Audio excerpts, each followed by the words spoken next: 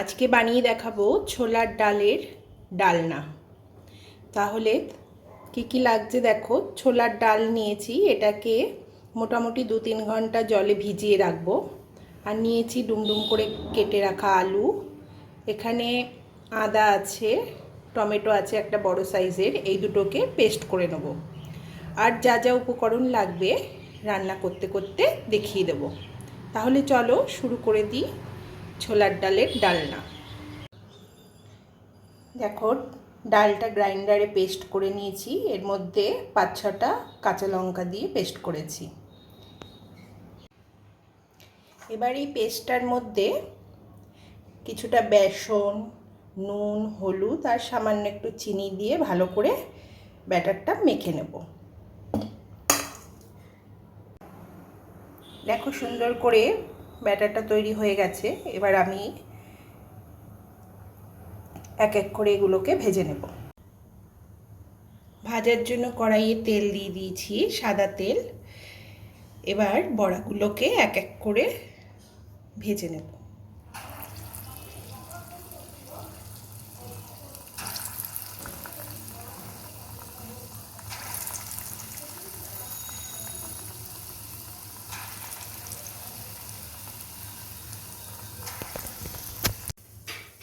এইভাবে এক এক করে বড়াগুলো সব ভেজে নেব, হালকা ব্রাউন করে,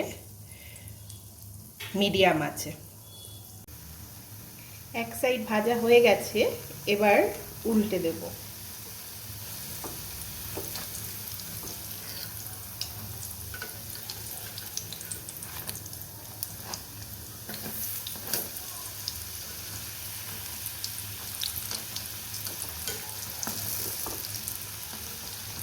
এভাবেই আমি প্রত্যেকটা বড়া ভেজে নেব।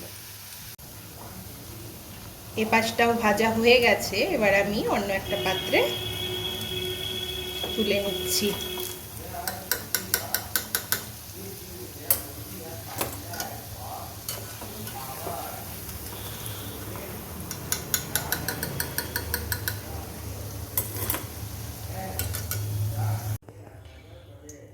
এইভাবে প্রত্যেকটা বড়া ভেজে নিতে হবে, বাদবাকিগুলো আমি ভেজে নিচ্ছি। এবার এই তেলের মধ্যেই আমি কিছুটা সাদা জিরে আর কিছুটা কালো জিরে ফোড়ন দিয়ে দিচ্ছি। এর মধ্যে আলুগুলো ভেজে নেব।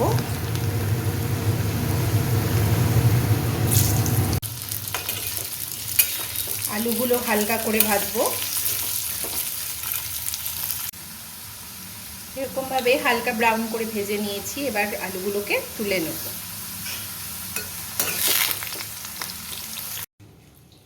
এবার কিছু গুঁড়ো মশলা অ্যাড করব, যার মধ্যে আছে এখানে জিরে গুঁড়ো, শুকনো লঙ্কা গুঁড়ো, ধনে গুঁড়ো, হলুদ, চিনি স্বাদ মতো, নুনটাও কিন্তু স্বাদ মতো দিতে হবে।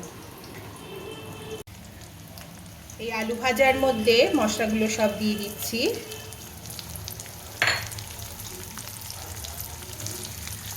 আর গ্রাইন্ডারে টমেটো আর আদাটা পেস্ট করেছিলাম সেটাও দিয়ে দিচ্ছি। এবার মশলাটাকে ভালো করে কষাতে হবে যতক্ষণ না তেল ছেড়ে দিচ্ছে। মশলাটা ভালো করে কষানো হয়ে গেছে, এবার আমি এতে গরম জল দিয়ে দেব। রান্নায় যদি গরম জল ইউজ করো তাহলে কিন্তু রান্নার স্বাদটা অনেক গুণ বেড়ে যায়।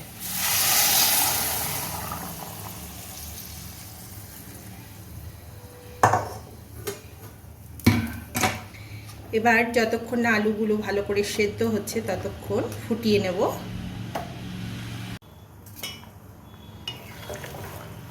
ঝোলটা ফুটে গেছে, আলুগুলো প্রায় সেদ্ধ হয়েই গেছে। এবার ভেজে রাখা বড়াগুলো এর মধ্যে দিয়ে দিচ্ছি।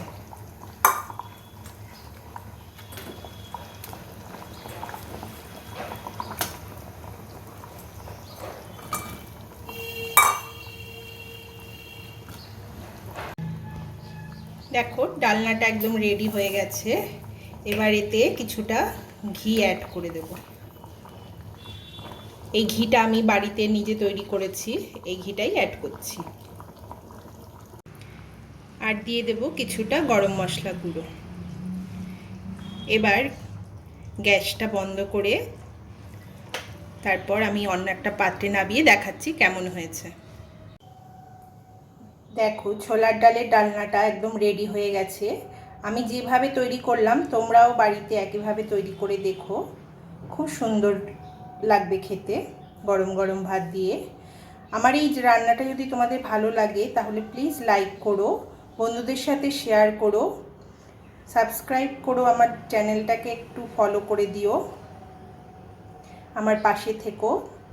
সবাইকে অনেক ধন্যবাদ। আজকের মতো তাহলে এ পর্যন্তই। টাটা।